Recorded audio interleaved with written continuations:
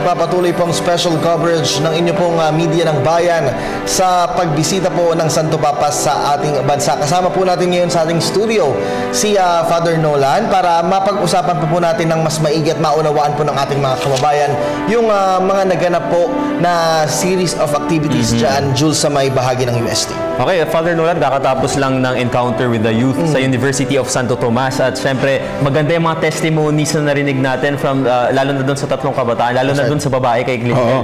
Unahin natin na yung una, ano yun? Kay Glizel mismo nag-focus yun. Basically, ang naging focus niya, and with the other kid, ang sinabi niya dito, may question siyang binigay na kung bakit nangyayari yung mga ganitong klaseng paghihirap sa mga kabataan. Galing. Why does God allow this to happen to us? No? Tapos bilang umiyak yung bata, siguro napaiyak din kayo. Yes, natig talaga ng dami natin. Oo, napaluha. At nakakatuwa dahil yung sagot ng ating mahal na Santo Papa, dapat daw tayo lahat, we should learn how to weep, we should learn how to cry. Yes. Anong ibig sabihin nito? Napansin nyo na ang ibig sabihin ng ating mahal na Santo Papa, well, may mga bagay na hindi mo maiintindihan kung hindi ka nandoon sa sitwasyon. Kaya kung umiiyak ka daw, ito'y paalala sa atin na si Jesus mismo umiyak din. No? Naramdaman ni Jesus, naunawaan ni Jesus ang mga nangyayari sa atin. No? Dahil pinagdaanan niya rin ito. Kaya ngayong hamon doon, let us learn how to cry. No? We cry with those young people who have problems. We cry with those people who are into drugs. We cry in those people who are abused. We learn how to cry. Napansin ko kanina, umiiyak ka. Hindi, okay lang yun. No? Ako rin napapaluha. Totoo naman po, nakakaantig talaga ng damdamin ito, mga naganap po dyan sa may UST. Pero Father Nolan, tanong ko lang, yung nangyari po with Glizel Palomar, 12 years old pa lamang, doon po sa edad niya kasi medyo hindi po sa inaano ko yung ibang mga kabataan, pero yung age na po kasi na 12 years old at nauunawaan na po niya yung nangyayari po sa kanyang sariling buhay, parang kakaiba po yun compare po sa ibang kabataan. Ano po yung, sa tingin nyo, yung naging effect po nito kay Pope Francis na naging ganun po yung reaction niya nung sa pag-iyak po ni Glizel? Oo. Alam nyo yung mga, siguro Jules and Kirby, you can attest to this. Yung mga batang sa lansangan, no? Yung mga batang maraming pinagdadaanan. Yung mga batang ito, pag nakausap mo, talagang matitindi ang, they're very, very smart, no? Yung, one time nga may nakausap bata tanong sa akin, Father, taga saan ka ba? Okay, ilang taong ka na ba? 8 years old. Bakit kung magtanong kayo para ka matanda? Yung mga batang ito ay nakakasalamuhan nila yung mga tao, yung, di ba? At pinakita lamang doon ng siguro yung batang yun, she was not coached. Talagang galing sa kanyang damdamin kasi meron organisasyon tulay sa kabataan. Ang ginagawa nila, this organization really take good care of street children. No? At meron tayong iba't ibang organisasyon sa simbahan, sa ating gobyerno na inalagaan talaga yung mga kabataan. Ang ibig lang sabihin nito, sana dumami pa ang mga organisasyon na handang tumulong sa mga kabataan na nasa lansangan. Yung mga kabataan na hindi inalagaan ng kanilang mga magulang. At siguro, the Holy Father again will bring back the issue on the family na kung saan bawat mga magulang may responsibilidad na alagaan ang kanilang mga anak.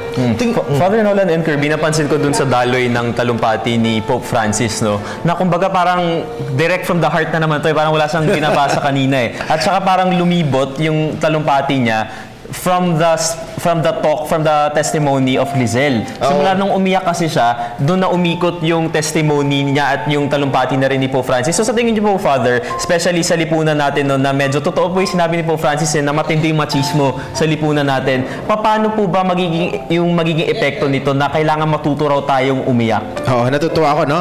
Actually, nag-umpisa yun sa yung kanyang homily, nag-umpisa ito sa paalala sa atin na merong namatay doon sa kanyang pagdalo sa Tacloban. Meron siyang binanggit na isang 27-year-old na volunteer. Ang pangalan ay si Crystal na nabagsakan at namatay. Sabi niya, tumahimik tayo sandali at ipagdasal ito. No? Sabi niya nga yung nanay daw from Hong Kong darating, yung tatay nandito sa Manila, things like that. Nakakatuwa dahil isang maliit lang na event na nangyari ito na hindi nakalampas sa pagtingin ng ating mahal na Santo Papa. What does that show? Ang ating Santo Papa ay very sensitive, no?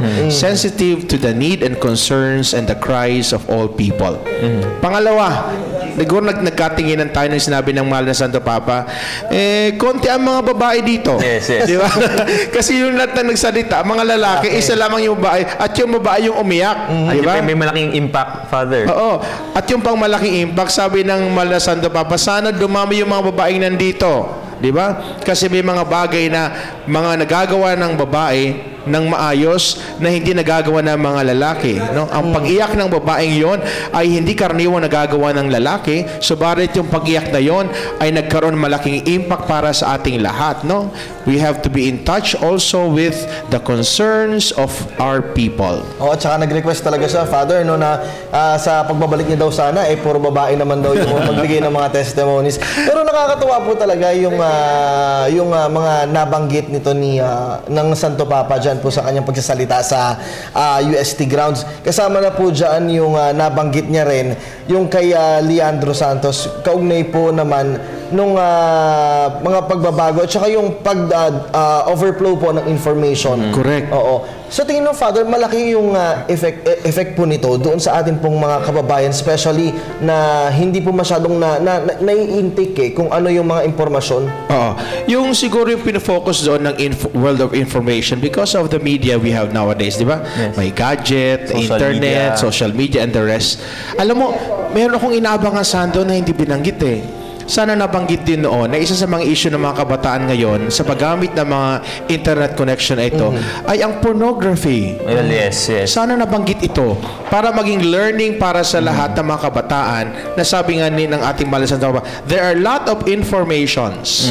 What do we do with the information? Sometimes yung information na ito hindi natin alam gamitin ng maayos. Kumbaga, ang sabi nga po ni Leandro kanina, Father, nagiging kalat yung initiatives ng mga kabataan. Kasi sobrang dami mo na pwedeng makuha Hindi ka na nakaka-focus. Oo. Sana, for example, halimbawa, we can easily access to informations. No? Sana gamitin ito ng maayos. Unawain po. Gamitin ng maayos. Sabi nga, di ba, gamitin ng maayos yung information maging source of formation. Ang hindi, nangyari, yung information nagiging source of deformation na kung saan maraming mga kabataan, parang balita lang, no? For example, dito sa television, sana yung mga balita, hindi lamang maging balita para malaman ng tao, bagos balita para ang mga tao would show concern to those who have been affected. Alright, Father Nolan, pansamantala po muna nating ititigil muna yung usapan natin ngayon dahil syempre, mamaya-maya magsisimula na yung big event sa Luneta, kaya meron tayong live updates mula mismo kay Cathy San Gabriel na live mismo mula sa Quirino Grandstand. Hello, Cathy?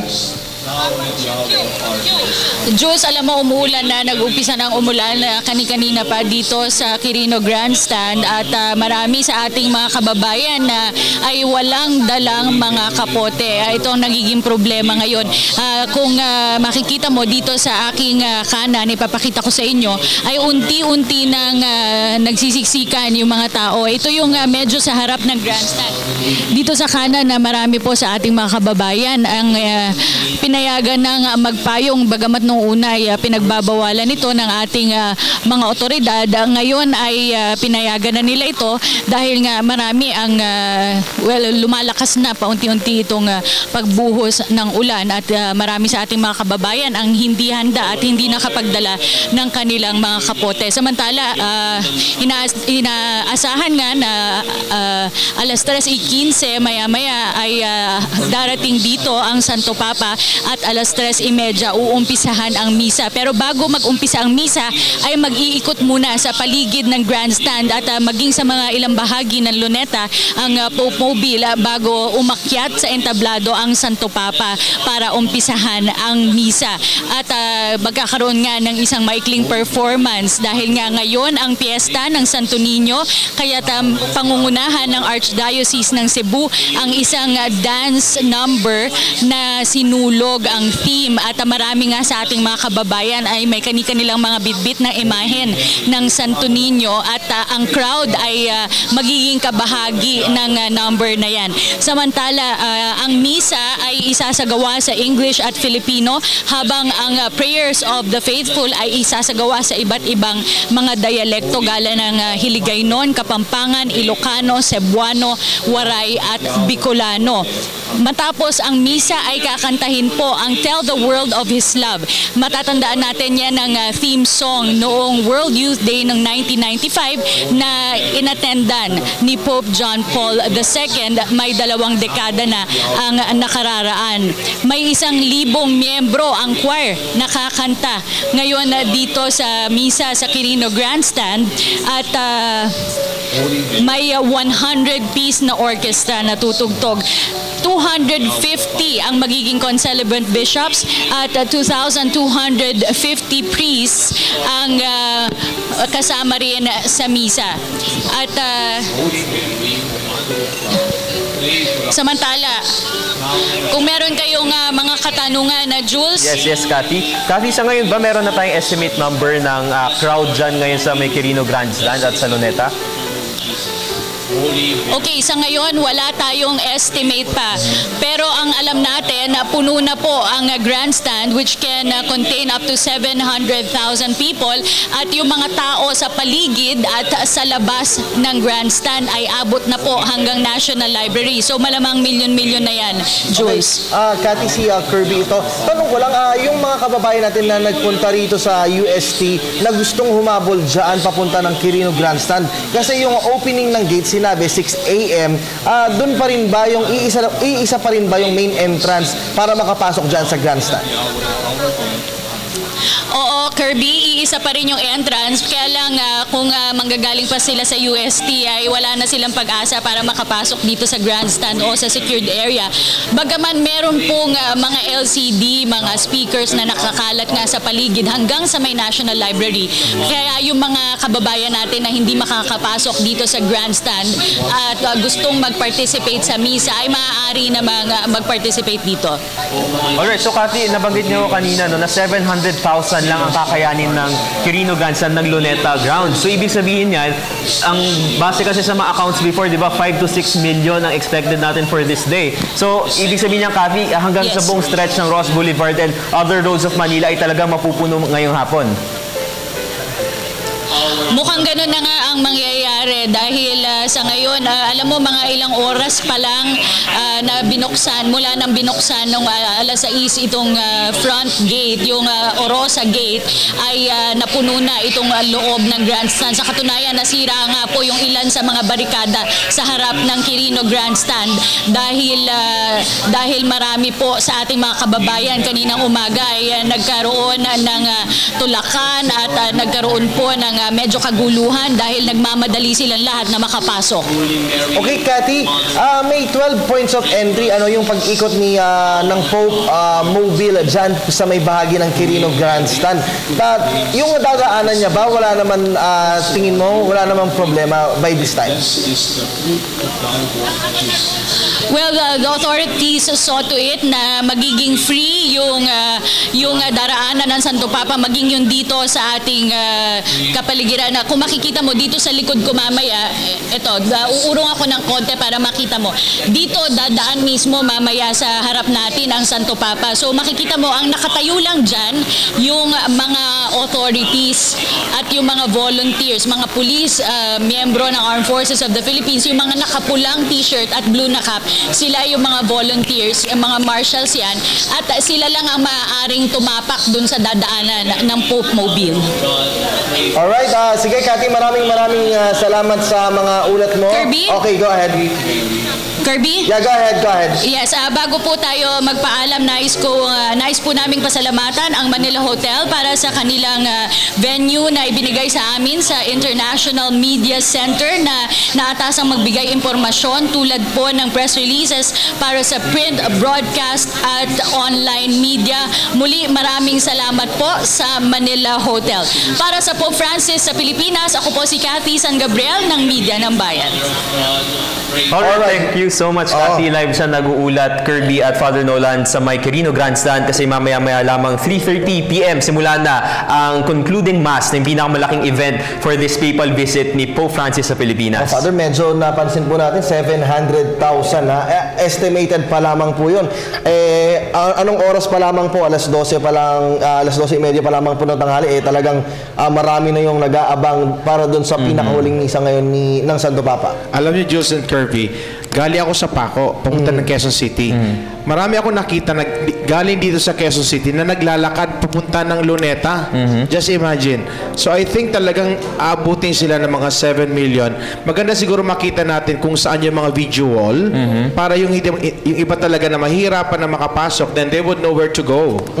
Dapat yung mga video wall, sana matulungan tayo ni Kathy, ma-identify yung mga video wall para yung mga pupunta naman doon, kahit hindi na makita si Pope Francis ng malapitan, makita na yung misa at makapagsimba sila. Please don't forget, today is Sunday. Yes. No? Baka tayong lahat ay gustong pumunta sa makita si Pope, pero makalimutan ang pagsimba po. Today is Sunday, the feast of Santo Niño in the Philippines. Only in the Philippines. Tandaan yan. Tama. At saka, Jules, sana wag din nilang kalimutan na magdala ng imahe ng Santo Niño na siyang panawagan din ng CBCP para mas maging magarbo rin yung celebration ng piyesta ng Santo Niño dito sa may Quirino. Nabanggit nga kanina ni Kathy na yung simula daw ng programa, pag nagsimula na yung misa, ay magkakaroon ng special number mula mismo sa Archdiocese of Cebu, itong sinulog dance number. At ang sabi pa ni Kathy, maging yung crowd daw ay kasama dun mismo sa dance number. So ibig sabihin, interactive talaga yung magiging performance later. Oo.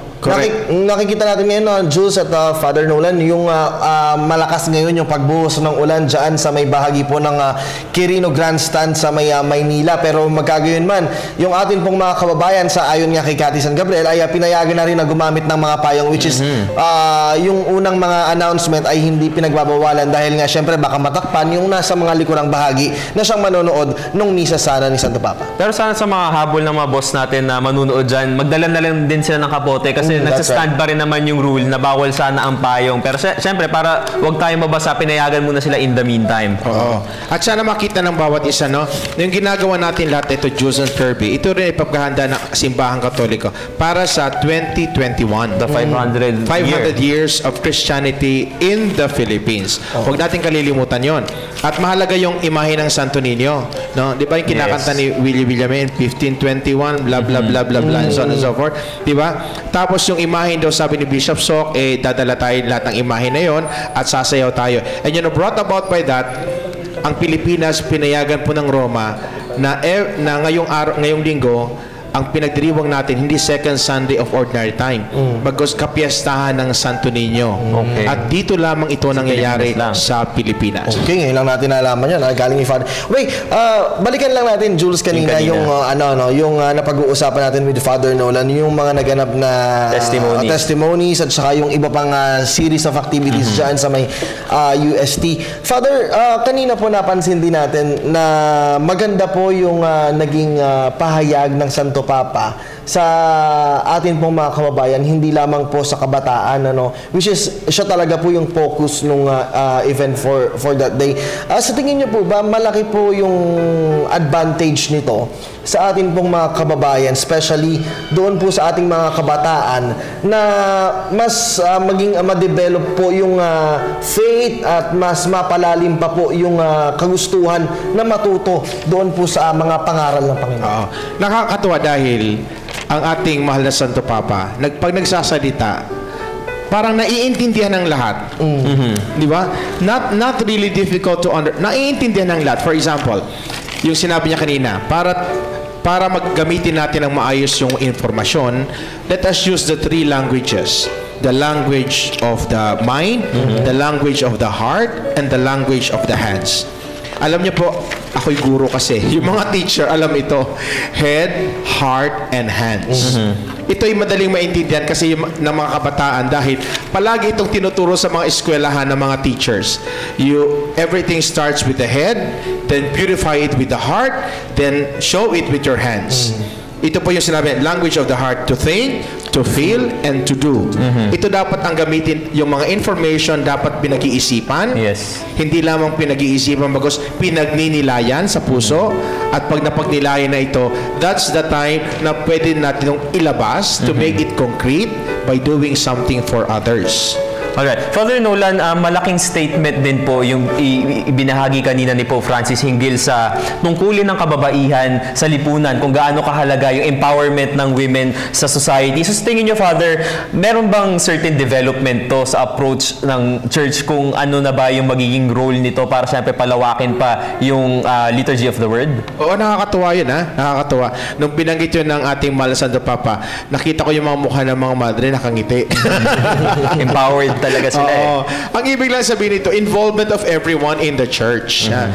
Sabi nga ng ating mahal na Santo Papa, nandun pa daw tayo sa kultura ng machismo, lahat ng mga lalaki. Siguro what will happen after this, then there will be a lot of women, girls, who will be very active in the church. Napansin nyo naman siguro na pag nagsisimba kayo, lectors and commentators, may babae, may lalaki.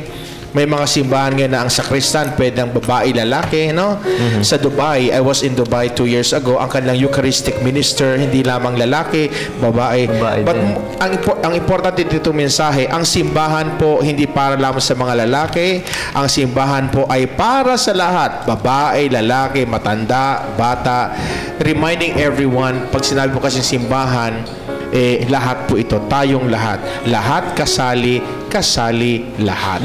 Pero parang Father Nolan and Kirby, parang binabasag din kasi ni Pope Francis yung kultura ng machismo sa lipunan. Kasi besides doon sa point na pinapalakas yung tungkulin ng mga kababaihan, sinabi niya rin na learn to cry. So paano ba matututunan ng lipunan to na yung machismo sobrang lakas na hindi ka pwede umiyak dahil usually babae lang daw dapat ang umiiyak? Alam niyo po yung pag-iyak, hindi lamang po yan sign of weakness, but it is also a sign of strength. No? Siguro meron tayong mga stereotyping na, tama nga sabi mo, Kirby and Jules, na may mga stereotyping tayo na binabasag. No? Maganda ito dahil lahat ng sinasabi ng ating mahal na Santo Papa, binabasa niya palagi ito sa buhay ni Jesus. Sabi niya, si Jesus ay umiyak. Diba?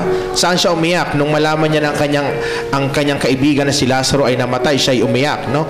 Nung makita niya ang napakaraming tao, sabi niya, they're like sheep without a shepherd. Siya ay umiyak. He was moved with compassion. So, hindi po masama ang umiyak. No? Alam niyo po ang pag-iyak, no? Pag-iyak hindi lamang ito pagbuhos ng emosyon, bagkus pagtawag at paghingi ng tulong, no? So yung humility. Correct, yon. Di ba sabi pag umiiyak ka, humingi ka ng tulong. At yon ang isa pang bagay na pinagtuunan ng pansin ng ating mahal na Santo. Let us become a beggar. Di ba? Learn how to beg. Learn how to beg. We are not just simply givers, but most especially, we are also receivers. Learn how to beg. Become a beggar. Allow God to love all of us. Hayaan natin ang Diyos na mahalin tayo. Hayaan natin ang Diyos na yakapin tayo. Hayaan natin ang Diyos na paspasan tayong lahat. Father Nolan, kanina habang nagsasalita ang mahal na Santo Papa, gusto ko rin po yung nabanggit niya, no, na and I quote, sabi niya po, He's here to talk and listen with the youth. Napaka-simpleng salita lamang po, pero napakalaki po ng kahulugan nito, especially doon po sa ating mga kabataan. So tingin niyo po, isa na po ba ito sa mga dahilan or reason para mas gumanda po yung koneksyon ng ating po mga kabataan patungo kay Kristo? Oo. Alam niyo, kakaiba ito, ha?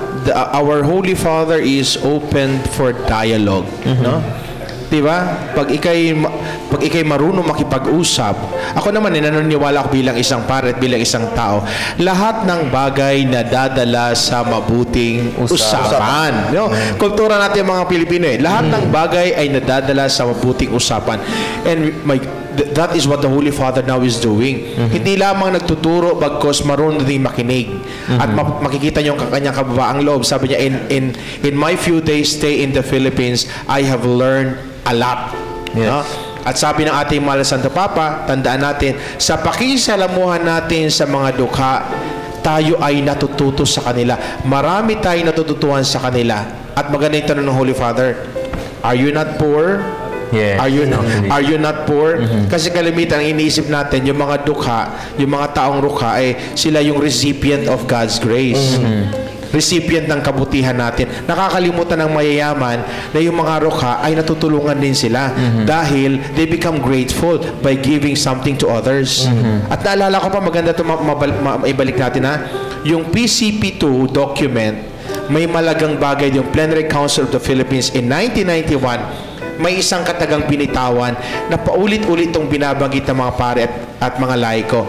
No one is so rich that he has nothing to receive, and no one is so poor that he has nothing to give. Kasi parang Father and Gerbino, nababasag din yung usual cliche na, di ba, kailangan ikaw lagi nagbibigay. Tapos hindi kasi pangkaraniwan sa kultura natin na tatanggap ka rin eh. Pero sinabi ni Pope Francis kanina na learn to beg. So Father, paano ba magiging, siguro yung magiging trick natin or yung magiging way natin para matuto tayong humingi din in the humblest way? Maganda yun, ha? Sabi ko nga, ito pwedeng gawin konkreta ng bawat Pilipino, no? Pwede bang alisin natin sa ating katawan ang ambisyon, no? Ang inggitan, di ba? Ako, for example, kayong dalawa reporter, dito anchor kayo sa TV station, no? Bago kayo magsimula ng iyong pagtrabaho sa inyo, Panginoon, nais kong gawin ito ng maayos para sa iyo. Alam ko po, Panginoon, na hindi ko ito makakaya kung wala po ang iyong biyaya. As simple as that, no? Simple as that. Ako bilang isang pare, bago kumilos sa mga paaralan, Espiritu Santo, Manila Cathedral School sa Tondo area, sasabihin ko, Panginoon, hindi ko ito kaya. No? Tulungan niyo po ako. No? I'm working with 6 schools in Tondo, Manila Cathedral, Holy Child, St. Joseph, San Rafael, San Pablo Apostol, at seminar na San Carlos, Holy Apostles, Lorenzo.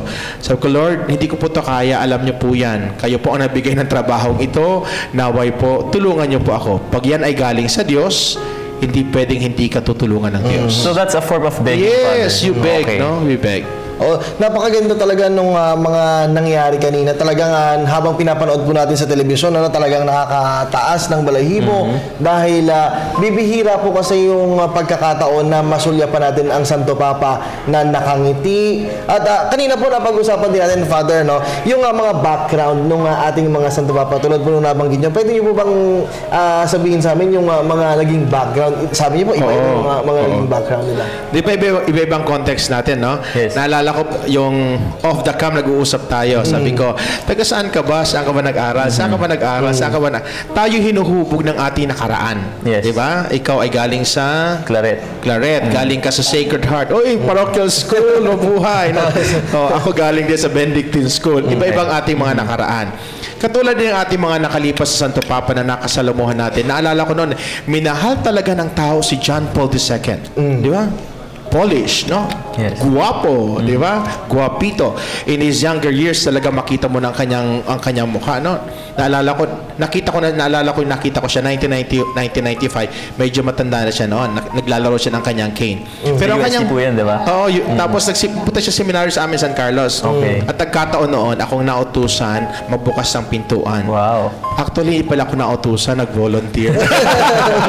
Got the opportunity. Ibig sabihin, gumawa ng paraan. Ang background kasi ng ating ni St. John Paul II, siya ay isang stage actor. Stage actor. That's why he knows how to project. He knows also how to communicate. Si Benedict naman, ang kanyang background ay isang profesor. Kaya medyo talagang matapang ang dating, no? Ito po si Pope Francis, ang kanyang background ay isang pastor, no? Parish priest. Sa ang parish priest po, kilala niyo yung mga parish priest niyo.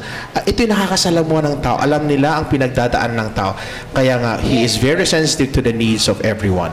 Okay. Siyempre, Kirby and Father, tuloy-tuloy pa rin yung ating pag-uusap hinggil nga sa mga na-bring up na message ni Pope Francis kanina. Pero, of course, we would like to thank the Manila Hotel for providing us the venue for our media center, That's right. which is tasked to provide access to and ensure the distribution of all information such as press releases and copies of relevant documents for print, broadcast, and online media. Again, thank you very much, Manila Hotel. At dyan lamang po kayo dahil magpapatuloy po ang Pope Francis sa Pilipinas sa special coverage ng inyo pong media ng bayan.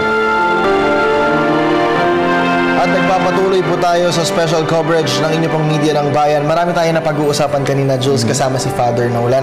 At maganda yung mga talking points kasi mas naiintindihan ng ating mga kababayan kung ano yung kahulugan ng encounter with the youth na ginawa niya rin sa encounter with the families.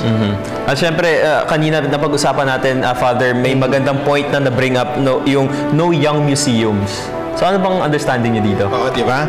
Alam nyo, sa Europe, ang daming magagandang museum. Anong nakita nyo sa museum? Ano nakikita nyo doon? Style. Yung mga nakaraan. Yung mga nakaraan. Pero sabi ni Holy Father, yung mga museum, maganda naman yung mga nakaraan. Bagkus ang mahalaga, hindi yung nakaraan, bagkus yung pangkasalukuyan. And ano yung pangkasalukuyan? Marami tayong dapat gawin. Ang bawat kabataan, sabi ng ating mahal na Santa Papa, we should become saints. Di ba? Ang santo ay hindi lamang nakaupo, ang santo ay kumikilos. Sabi niya, at ang tanong, how do we become saints? No? Yun ang challenge. How do we become saints? Paano nga ba, Father? Sabi doon, learn how to love. The most important subject in the university, the most important subject in our life is learn how to love. Love conquers all. Right. Kirby and Father Nolan, kanina nakita natin sa screens natin na tila nag-e-ensayo na yung ibang mga kaibigan natin sa Quirino Grandstand para dun sa Santo Niño dance nila, itong sinulog dance performance nila. So mamaya siguro susurpresahin nila si Pope Francis. Ito, nakikita natin ngayon, nag-e-ensayo sila na nasa Grandstand. Live shot po natin yan sa Quirino Grandstand kung saan po yung ating pong mga kababayan ay nagtitipon-tipon na nga po dyan para po sa gagawin mamayang alas 3:30 ng hapon na concluding mass. Father. And you will be surprised, merong 2,500 priests Wow. that will concelebrate with the Holy Father. I think 500 bishops. Tandaan niyo po, may mga obispong galing sa iba't ibang dako ng Asia. No? There are bishops coming from different countries in Asia nakasama dito. At mahalaga, alam ko yung mga pari meron kang raffle lang kung silang pwede mag-concelebrate. At malaking sakripisyo dito sa maraming pari dahil yung iba na hindi makakapunta dyan dahil may Sunday Mass ngayon sa iba't ibang parokya. Saka maraming mga parokya rin, Father, na nagse-celebrate ng Santo Correct, Niño. Pandakan, bali Santo Niño Tondo, Cebu, no? Ayan, nakikita natin yung mga imahe ng Santo Niño at tinuturukan na sila ng mga basic steps siguro, no? Para doon sa sinulog dance. Kung paano sumaya. Nakakatuwa talaga, nagdala talaga ng mga imahe itong ating mga kababayan. At yung mga Santo Niño, ayan, iba-iba, may malaki, mayroong maliit. At nakakatuwa kasi, Father, kasi kapag piyesta sa may bahagi po ng Tondo, kung saan po kami nagko-cover paminsan-minsan, ay yung pagsayaw po ng mga Santo Niño ay talagang binibingisan po ng iba't ibang uri. At ginagawa po talagang, yung iba parang bumbero. Pulis. Pulis. Talagang nakakatawa, Sa tingin niyo yung atmosphere ngayon sa Quirino Grandstand, kahit na maulan-ulan, talagang piyestang-piyesta ang pakiramdam ng lahat ng mga kababayan natin. At sinasayaw nila lahat ng imahe ng Santo Niño. Ang sinulog nasa bahagi ng Visayas pero dinala muna sa Metro Manila para maramdaman ng mahal na Santo Papa kung paano natin sineselebrate yung piyestang ito. Oo. Kaya yung hamon nga sa ating Diyos and Curvy, sa kapisanan ng Santo Niño, hindi tayo maging mga childish. Bagos childlike. Diba? Kumbaga yung passion ng isang bata kung gaano ka-excited. Correct, excited. Pero nagtitiwala sa kanyang mga magulang. No? Dependent pa rin sa Diyos. Kahit malakas, no? Pero dependent pa rin sa Diyos. Kahit puno-puno ng kakayanan, pero dependent pa rin sa Diyos. Speaking of bata, Father, kanina po nakita rin natin sa may UST na binindisyonan ni ng mahal na Santo Papa yung bata, yung magulang at yung mga pari po paano po natin ito mai-interpret? Maganda to yung prayer kanina. Sabi ng bata, Dear Pope Francis, we ask you to bless us and ask Jesus to embrace us, guide us, and watch over us with His loving care. Alam niyo po, bilang mga Katolikong Kristiyano, naniniwala tayo na yung blessing hindi po galing sa Santo Papa, bagos yung blessing ay galing sa Diyos, na kung saan ang Santo Papa ay instrumento ng biyaya na ipinapagkaloob ng Diyos.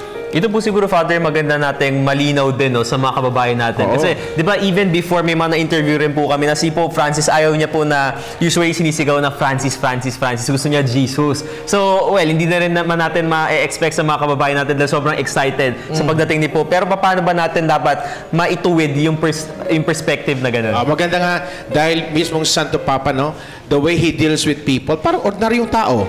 I think that's why we love Pope Francis, dahil siya ay taong-taong totoo, no? Hindi siya yung nasa pedestal na mahirap lapitan.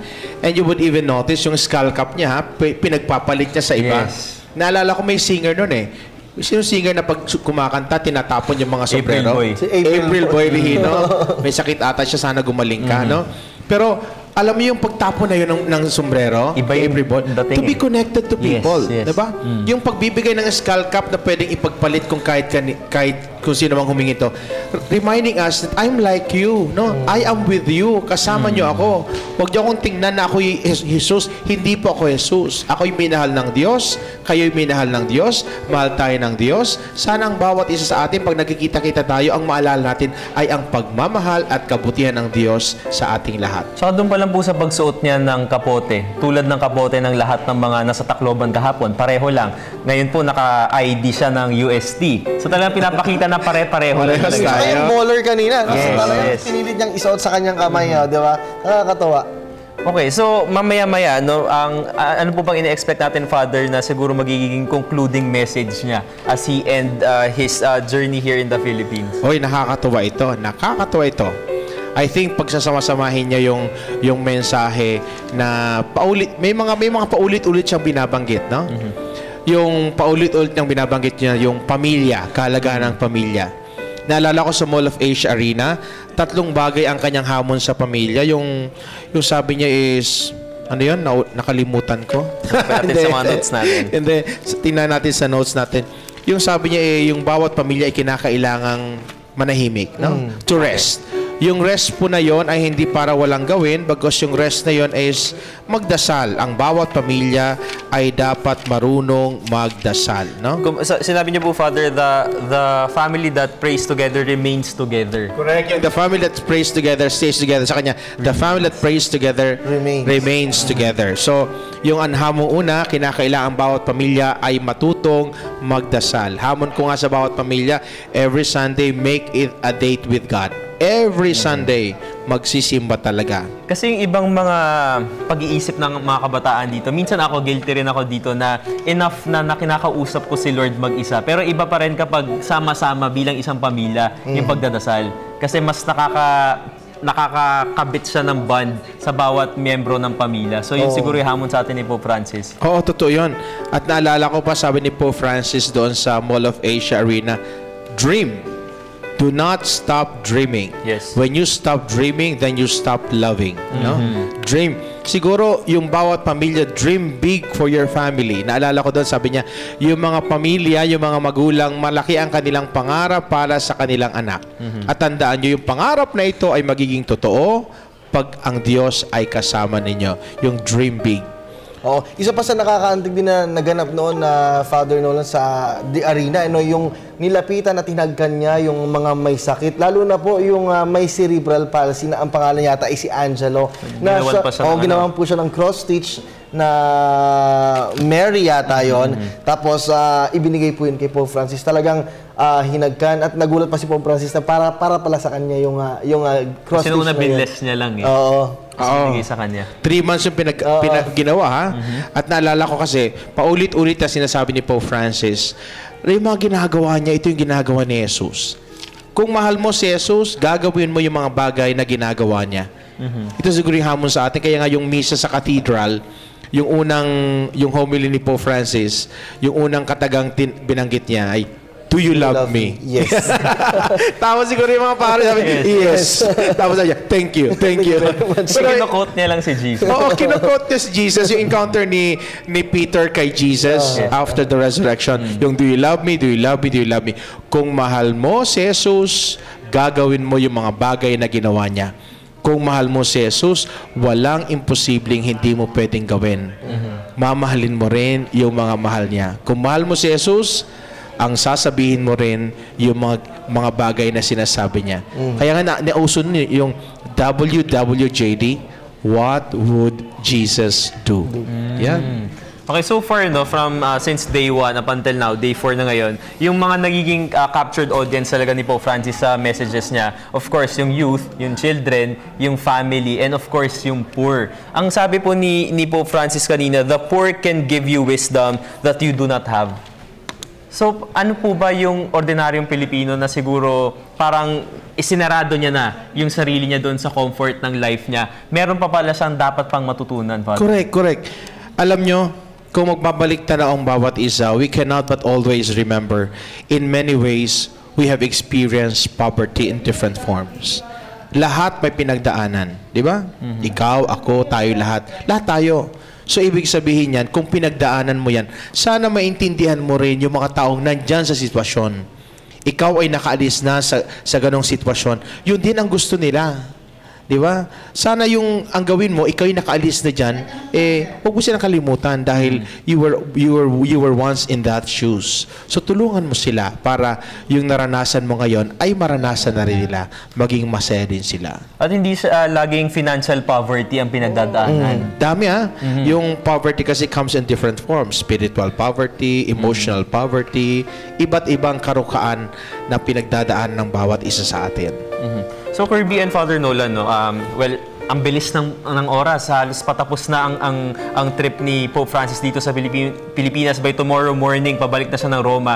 Father, ano sa tingin mo ang magiging siguro yung lesson na dapat tumatak sa mga Pilipino na hindi lang siya tatatak habang nandito ng 5 araw si Pope Francis? Yung tipong mas mababago, mas mapapaayos, uukit mismo sa kultura ng bawat Pilipino. Ay, siguro hindi makakalimutan ng bawat isa na ang Diyos kasama natin sa lahat ng oras.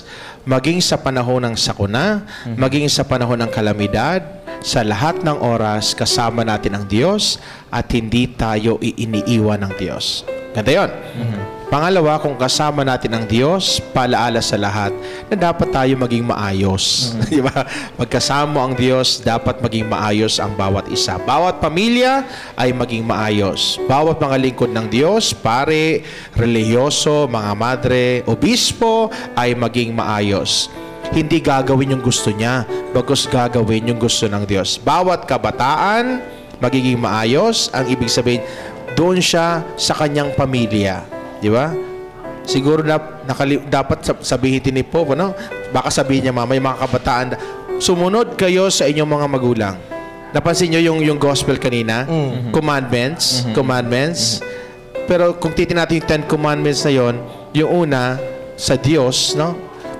Susunod doon yung pangatlo, yung honor your pang-apat na command, honor your father and your mother. Kasi marami rin sa mga kabataan ngayon, ang matitigas ang ulo. Di ba? So, sana din yon.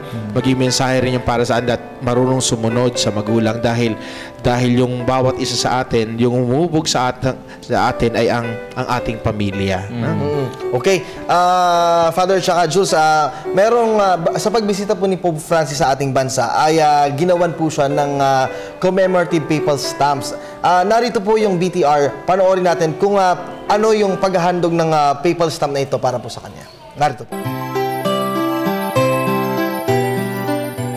Sa makasaysayang pagbisita ng tinaguriang The People's Pope, Pope Francis sa bansa, sa iba't ibang paraan natin ipinakikita ang ating pagpapahalaga sa Santo Papa. Mula sa souvenir items, sa t-shirt, hanggang sa pinakamaliit na postage stamps.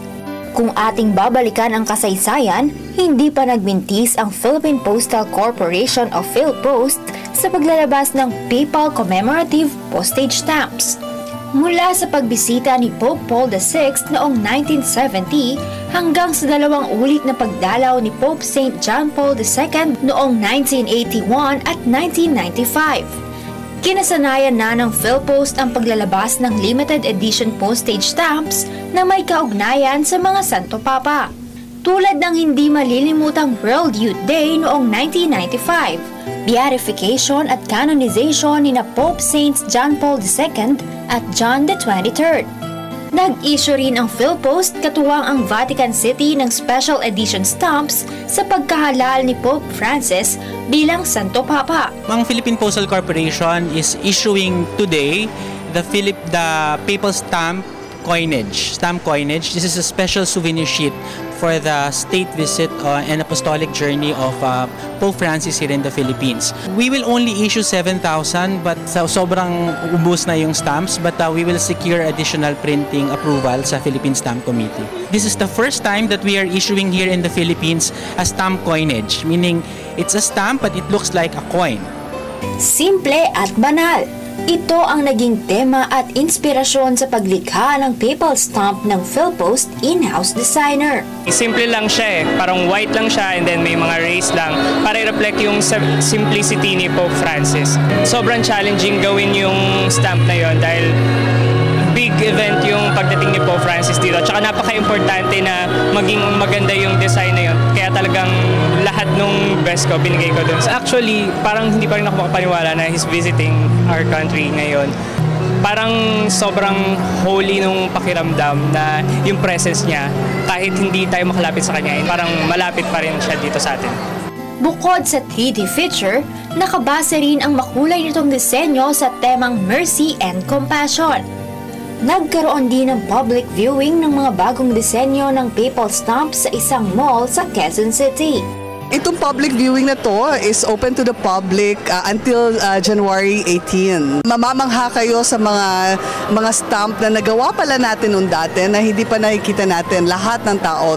Dinaluhan ng public viewing ng ilang matataas na lider ng simbahan tulad ni Cardinal Luis Antonio Tagle at Bishop Honesto Ongchoco ng Diocese of Cubao. Igagarantiya ko sa inyo, this is the first time you will see the stamp in one area. It's talagang something that you have to see. We are selling this at 200 postage value. So, ibig sabihin yung postage value niya, pag gagamitin siya sa sulat, pagpapadala ng sulat ay 200 pesos. Ang stamps kasi, from the date of issue, it's called a philatelic stamps, meaning yung ginagamit for souvenir. Pero pwede rin siya gamitin sa postage. Pero after 1 year, it becomes definitive stamps. So, parang nagiging regular stamp siya.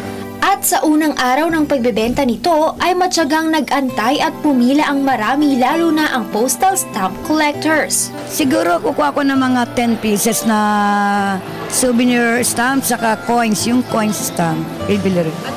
Masaya kasi binigyan tayo ng pansin ng ating pangalawang iginagalang na Pope. Isa sa gumagabay sa atin sa bansa na madalo tayo at matingnan nating kalagayan kung tayo well-to-do at saka yung mga kawawa nating kababayan, makita rin niya para may pagdasal niyang kabutihan ng kanilang. Sinabi naman ng Philpost na mag-iimprenta pa sila ng karagdagang commemorative stamps kung kakailanganin. Some are available. Last March 2014, the Philpost issued Pope Francis stamps. It's a joint issuance, meaning pag joint issuance, 2 countries will issue at the same time similar stamps. Ang magkaiba lang yung name of state. So kung Philippines at Vatican, yun lang ang difference. Patuloy namang i-display ang mga luma at bagong papal commemorative postal stamp sa Post Office Building sa Maynila hanggang sa katapusan ng buwan.